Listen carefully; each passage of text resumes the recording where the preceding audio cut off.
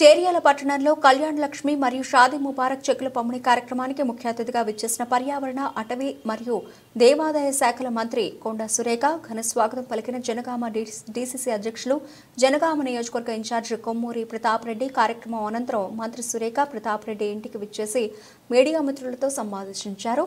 ఈ కార్యక్రమంలో ప్రతాప్ రెడ్డి మాట్లాడుతూ తాను ఈ ప్రాంతానికి ఎమ్మెల్యేగా ఉన్నప్పుడు అభివృద్ధి చేసిందే కానీ తెరాస ఎమ్మెల్యేలు పని చేయలేదు. మంత్రి పిలువగానే మన ప్రాంతానికి రావడం సంతోషం. తనకు ఈ ప్రాంతం పట్ల ఉన్న అభిమానం, ఈ ప్రాంత అభివృద్ధికి మంత్రి సహకారం ఎంతో అవసరం. వారు తన శాఖకు సంబంధించి దేవాలయాలను అభివృద్ధి చేయడానికి అవసరమైన మేరకు నిధులు కేటాయిస్తామని చెప్పారు. ఉచిత రవాణా సౌకర్యం ఇంకా ప్రభుత్వం నుంచి అనేక సంక్షేమ ఫలాలు అందజేస్తామని ఆమె అన్నారు. ఇంకా కార్యక్రమంలో పెద్ద ఎత్తున కార్యకర్తలు, నాయకులు పాల్గొన్నారు.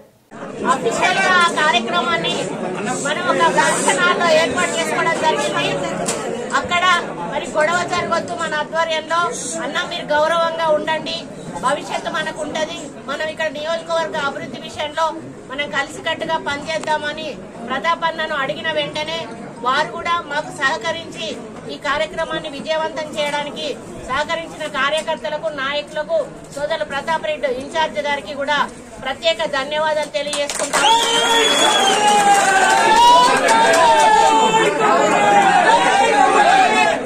కార్యక్రమం జరిగే దగ్గర కూడా పెద్ద ఎత్తున మన నాయకులు ఎంతో ఉత్సాహంతో వచ్చి మరి వారి యొక్క అభిమానాన్ని చాటుకొని మరి అక్కడ అటెండ్ అయిన ప్రతి ఒక్కరికి కూడా పేరు పేరున కూడా ధన్యవాదాలు తెలియజేసుకుంటా ఉన్నాను.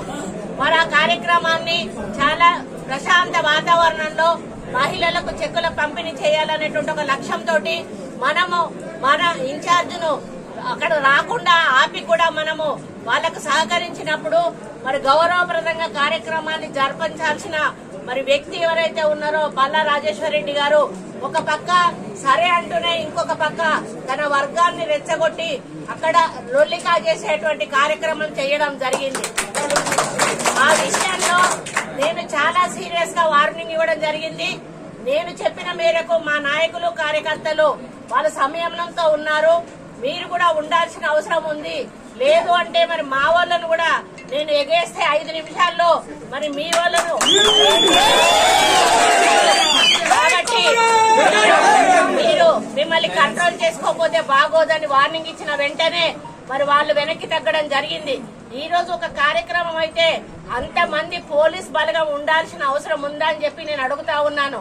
ఎందుకు అంటే మరి గతంలో అధికారంలో ఉండి వాళ్ళు ఏకఛత్రాధిపత్యంగా ఎక్కడ ఎమ్మెల్యేలు ఉన్నా, ఎంపీలు ఉన్నా కాంగ్రెస్ వాళ్ళని కాదని ఓడిపోయిన వాళ్ళు వేదికల మీద కూర్చొని వాళ్ళు ప్రజా కార్యక్రమాలు చేసి మరి ప్రోటోకాల్ ని వయలేట్ చేసి వాళ్ళు ఆ విధంగా నడిపించుకున్నారు. అదే విధంగా ఇప్పుడు కూడా నడవాలని చెప్పి వాళ్ళు మనల్ని డిస్టర్బ్ చేసే కార్యక్రమంలో భాగంగా వాళ్ళ వర్గాలను రెచ్చగొడుతున్నారు. కాబట్టి పోలీసులు గొడవ కాకుండా వాళ్ళని ఉండాలనేటువంటి ఒక లక్ష్యంతో వాళ్ళు పెద్ద ఎత్తున పోలీసు బలగాలను మోహరింపజేయడం జరుగుతుందనేది ఈ సందర్భంగా నేను విన్నవించుకుంటా ఉన్నాను. మరి నిన్న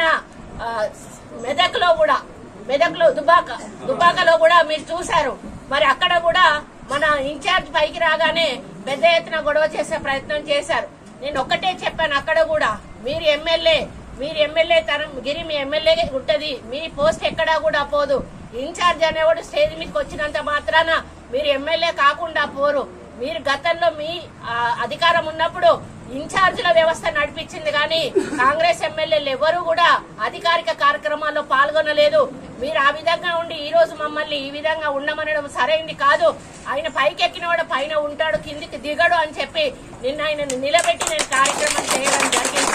మరి ఇక్కడ అటువంటి వాతావరణం మనం కావాలని రెచ్చగొడుతున్నామని పదే ఒక మెసేజ్ పోవద్దన్నటువంటి ఒక లక్ష్యంతో ఈరోజు అన్నను ఘోరంగానే వారు గౌరవంగా అంగీకరించడము, అక్కడ మళ్ళీ వాళ్ళే ఫెయిల్ అయినారు. ఎందుకంటే ప్రశాంతంగా వెళ్లేటువంటి ఒక కార్యక్రమాన్ని డిస్టర్బ్ చేయడం జరిగింది. ఏది ఏమైనా కూడా ఇప్పుడు అన్న చెప్పినట్టుగా అభివృద్ధి విషయంలో రేవంత్ రెడ్డి గారు ఎక్కడా కూడా వెనక్కిపోవడం లేదు. ఆ సంక్షేమము, అభివృద్ధి, విద్య, వైద్యము ఈ 4 విషయాల్లో ప్రత్యేక దృష్టి సారించి మరి మన ఇన్ఛార్జీలనే ముందు పెట్టి నడిపించమని వారు ప్రత్యేకంగా చెప్పడం జరిగింది. ఇక్కడ ఏ నామినేటెడ్ పోస్ట్ అయినా, ఏ గుడికి సంబంధించిన చైర్మన్లైనా, ఇంకా ఏవైనా కూడా ఇన్ఛార్జీల వ్యవస్థ ద్వారానే నడవాలని వారు చెప్పారు. ఎందుకంటే మనకు ఓడిపోయిన వాళ్ళే అక్కడ ఎమ్మెల్యేలు, వాళ్ళనే పరిగణలోకి తీసుకోవాలని చెప్పారు. కాబట్టి మన వరకు మనకు ఇక్కడ ప్రతాప్ రెడ్డి గారు ఎమ్మెల్యే, వారు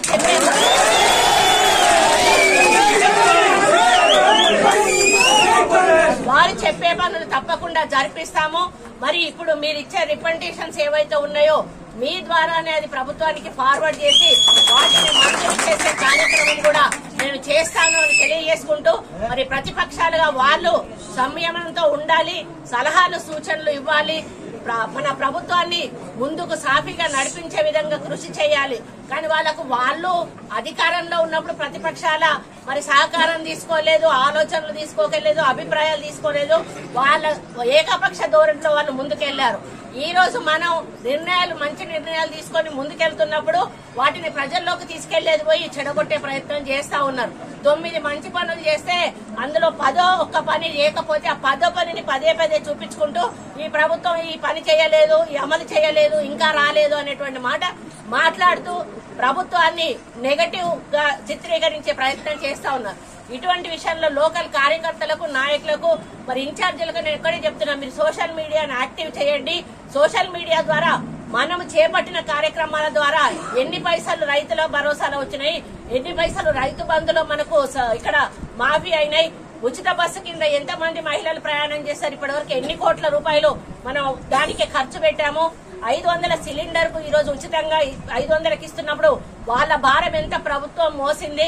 ఈరోజు 200 యూనిట్ల కరెంటు తీసుకున్నప్పుడు కూడా మనం ఉచితంగా 200 యూనిట్ల కరెంటు ఎంత మందికి ఇచ్చామో దానికి ఎంత అమౌంట్ ప్రభుత్వం భరించింది.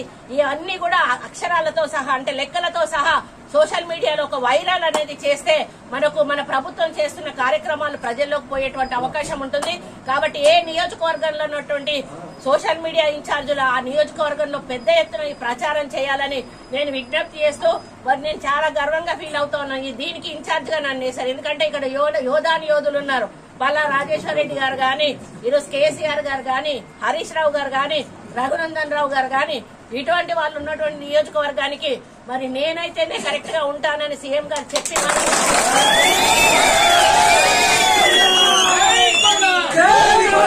నేను గర్వంగా ఫీల్ అవుతా ఉన్నాను.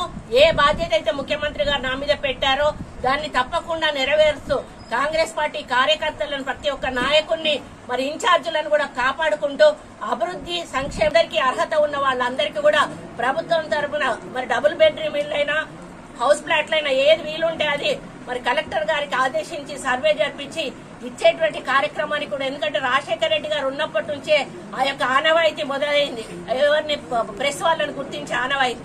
ఇది కంటిన్యూ అవుతుంది ఈ ప్రభుత్వంలో కూడా అని తెలియజేసుకుంటూ, మరి నాయకులు, కార్యకర్తలు నిరుత్సాహపడవద్దు. రాబోయే రోజులు తప్పకుండా ప్రతాప్ అన్నవే. మరి వారు ఒక మంచి పొజిషన్ లో ఉంటారు. మరి వారు అధికారం మనదున్నది కాబట్టి వారు ఎమ్మెల్యే పదవి లేకపోయినా కూడా వారికి కావలసిన పనులన్నీ అవుతాయి. మీ సమస్యలు ఏమున్నా కూడా పరిష్కారం అవుతాయి. కాబట్టి మన గాంధీ భవన్ లో కూడా కొత్తగా పిసిసి అధ్యక్షులు వచ్చి వారు కూడా రోజొక మంత్రి, గాంధీ భవన్ లో వారానికి ఒక మంత్రి ఒక రోజు ఉండాలని, 3 గంటలు ఉండాలనేటువంటి ఒక అది ఇచ్చారు. దాంట్లో నాకు వచ్చే నెల 18 తారీఖు. ఎందుకంటే అక్కడికక్కడే ఎవరైనా కార్యకర్తలకు ఎవరైనా అందుబాటులో లేనప్పుడు ఆడికి వస్తే అక్కడే ఫోన్లు చేసి వాళ్ళ సమస్యలు మంత్రుల ద్వారా పరిష్కరింపజేసే కార్యక్రమానికి మన పిసిసి అధ్యక్షులు కూడా శ్రీకారం చుట్టారు. కాబట్టి ఇద్దరు కూడా జోడెడ్లలాగా, రేవంత్ రెడ్డి గారు మన పిసిసి అధ్యక్షులు జోడెడ్లలాగా వాళ్ళు మన కాంగ్రెస్ బండిని నడిపిస్తున్నప్పుడు మనమందరం కూడా వాళ్ళకు భారం కాకుండా మరి వాళ్లకు అడుగులు వేస్తూ ముందుకు కాంగ్రెస్ పార్టీని నడిపించి, మరి వచ్చే ఎలక్షన్లు ఇప్పుడు ఉన్నాయి, మనకు లోకల్ బాడీ ఎలక్షన్స్ ఉంటాయి. లోకల్ బాడీ ఎలక్షన్లలో పార్టీని స్ట్రెంథెన్ చేయండి. ఈ రోజు మనకు ముఖ్యమంత్రి మనవాడున్నా, మన ప్రభుత్వం ఉన్నా, మేము మంత్రులు ఉన్నా కూడా, మరి ఎమ్మెల్యేలు మన వాళ్ళు ఉన్నా కూడా లోకల్ గా ఉన్నటువంటి గ్రామాలలోకి వెళ్ళినప్పుడు అక్కడ ఏ కార్యక్రమం చేయాలన్నా మన సర్పంచులు, మన ఎంపీటీసీలు, మన ఎంపీపీలు, మన జెడ్పీటీసీలు ఉండాల్సిన అవసరం ఉంది. అప్పుడు ఎమ్మెల్యే ఎవరున్నా కూడా మనకు ఫరక్ పడదు. ఎందుకంటే మన వాళ్ళు అధ్యక్షులుగా ఉంటారు కాబట్టి ఆ కార్యక్రమం కాంగ్రెస్ పార్టీ చేతుల మీదుగా అవి గెలిపించుకునే దిశగా మీరందరూ కూడా కష్టపడాలని, కష్టపడ్డ ప్రతి ఒక్క నాయకుడిని, కార్యకర్తను ఇన్ఛార్జీలు గుర్తించి వాళ్ళ గెలుపు కోసం కృషి చేస్తారు. కాబట్టి మీరు కలిసికట్టుగా ముందుకు పోయి మరి గెలుపు కోసం కృషి చేయాలి. వచ్చే ఎన్నికల వరకు మళ్లీ కాంగ్రెస్ పార్టీ రాష్ట్రంలో అధికారం రావాలి, కేంద్రంలో అధికారంలోకి రావాలి. మన రాహుల్ గాంధీని ప్రధానమంత్రిని చేయడము మన రాజశేఖర రెడ్డి గారి కళ. రాజశేఖర రెడ్డి గారి కళను మనం నిజం చేయాలంటే మనమందరం కూడా వచ్చే మరి ఎలక్షన్ల వరకు, జనరల్ ఎలక్షన్ల వరకు మనమందరం కూడా కాంగ్రెస్ పార్టీని ఇంకా బలోపేతం చేసి మరి కేంద్రంలో రాహుల్ గాంధీ గారిని ప్రధానమంత్రిని చేసే కృషి చేయాలని తెలియజేసుకుంటూ వచ్చిన ఇక్కడ కార్యకర్తలకు, నాయకులకు, మరి మన ఇన్ఛార్జ్ సోదరులు ప్రతాప్ రెడ్డి గారికి, మరి అందరూ నాయకులకు కూడా ధన్యవాదాలు. పేరు పేరున నాయకులకు, కార్యకర్తలకు ధన్యవాదాలు తెలియజేసుకుంటూ సెలవు తీసుకుంటాం. ప్రియతమ నాయకురాలు, డైనమిక్ మంత్రివర్యులు, చేర్యాల జనగామ ప్రాంతం అంటే మంత్రివర్యులతో పాటు కొండ మురళన్న గారికి కూడా ఎంతో అభిమానం, ప్రేమ. అదేవిధంగా నేను ఎమ్మెల్యేగా ఉన్నప్పుడు 2008-2009లో ఈ నియోజకవర్గంలో జనగామలో కానీ చేర్యాలలో కానీ ఏం అభివృద్ధి పనులు జరిగినాయో అవే తప్ప, నా తర్వాత ఇక్కడ పొన్నాల లక్ష్మీ గారు 5 సంవత్సరాలు ఎమ్మెల్యే ఉన్నాడు, ముత్తిరెడ్డి యాదగిరెడ్డి 10 సంవత్సరాలు ఉన్నాడు. అదేవిధంగా ఇప్పుడు ఎమ్మెల్యే దొంగబోట్ల ఎమ్మెల్యే ఇప్పుడు ఆయన 8 సంవత్సరాలు ఎమ్మెల్సీగా ఉన్నాడు ఇక్కడ ఈ ప్రాంతానికి, ఇప్పుడు ఎమ్మెల్యే ఉన్నాడు. ఏ ఒక్క అభివృద్ధి కూడా జరగలేదు. మొత్తం నేను చేస్తే గోదావరి నీళ్లు 1000 కోట్లతోని ఆనాడు కొండమూరులన్న సహాయంతో వైఎస్ రాజశేఖర గారి ముఖ్యమంత్రిగా ఉన్నప్పుడు నేను ప్రణాళిక మొత్తం ప్రాజెక్ట్ రిపోర్ట్ తయారు చేసి మురళన్న గారితో ముఖ్యమంత్రిని చెప్పించుకొని ముఖ్యమంత్రి గారిని కన్విన్స్ చేసి 1000 కోట్లతో తీసుకొస్తేనే ఈరోజు చేయాల ఖచ్చితంగా నంబర్ 1. నంబర్ 2, దాదాపు 12 ఎకరాల భూమి నేను కొని డొనేట్ చేసి ఎస్టీ బాలికల ఆశ్రమ పాఠశాలని Narmetta, junior college Narmetta, SC hostel Narmetta, Kotireddypalli Peddarajapeta మధ్యన మోడల్ హై స్కూల్, ఇవన్నీ కూడా local social welfare school for SC boys ఇక్కడ కనబడుతుందండి. Social welfare school for SC boys ఇన్ని పనులు నేను చేసిందా అని నాకే ఆశ్చర్యం అనిపించింది. వరుసగా మనం పని చేసుకుంటూ పోతే అన్ని పనులు అవుతూ ఉంటాయి. అన్ని అభివృద్ధి పనులు నేను చేసి ఈ నా తర్వాత వచ్చిన వాళ్ళు దొంగదనంగా మోసపూర్తంగా వచ్చిన వాళ్ళు ఏ ఒక్క అభివృద్ధి పని కూడా చేయలేదు. ఈ పల్లెరాజపేట ఎమ్మెల్యే దొంగ ఓటుతో గెలిచేది తప్ప ఆయన నిజాయితీకి గెలిచినట్టు కాదు. ఎంత విచిత్రం అంటే 10 సంవత్సరాల నుంచి మేము ఇక్కడ రెవెన్యూ డివిజన్ నుంచి ఎంతో పోరాటం చేసినాం, కేసీ వేసుకున్నాం. కేసీఆర్ ఎన్నోసార్లు వచ్చి ఇక్కడ ప్రగల్భాలు పలికిండు, ఇస్తున్నామని చెప్పి, అదేవిధంగా హరీష్ రావు ఇస్తామని చెప్పిండు. 4 మండలాలను అక్కడ సిద్దిపేటలో కలుపుకున్నారు. అన్ని మోసాలు తప్ప ఏ ఒక్కటి కూడా అమలు చేయలేదు, ఏ ఒక్క అభివృద్ధి కార్యక్రమం ఇక్కడ చేయలేదు. ఇక ఇప్పుడున్న మన ఎమ్మెల్యే దొంగ ఓట్ల ఎమ్మెల్యే అయితే మన అందరూ తెలుసు. మన కాంగ్రెస్ వాళ్ళతో కూడా మోసం చేసి అందరినీ వశపరుచుకొని గెలుస్తున్న సీట్లు దొంగ ఓట్ల చివరికి 23,500 ఓట్లు దొంగ ఓట్లు.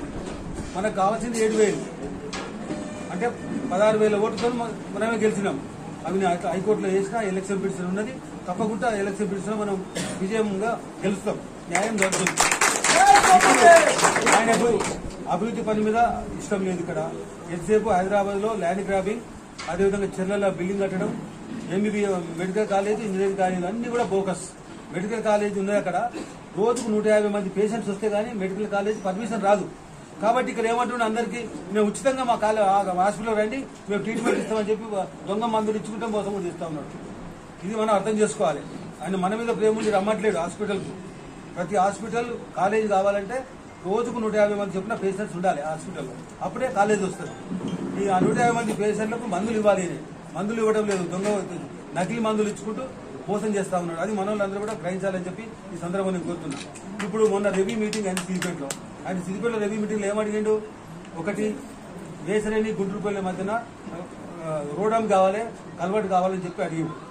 అదేవిధంగా కడవేరు నుంచి ఇప్పుడు కూడా నా మీటింగ్లో అడిగినని చెప్పిండు. కడవేరు నుంచి నాగపూడి వరకు మధ్యన ఒకటి కల్వర్ట్ ఉంది, ఆ కల్వర్ట్ కూడా శాంక్షన్ కావాలని అడుగుతున్నాడు.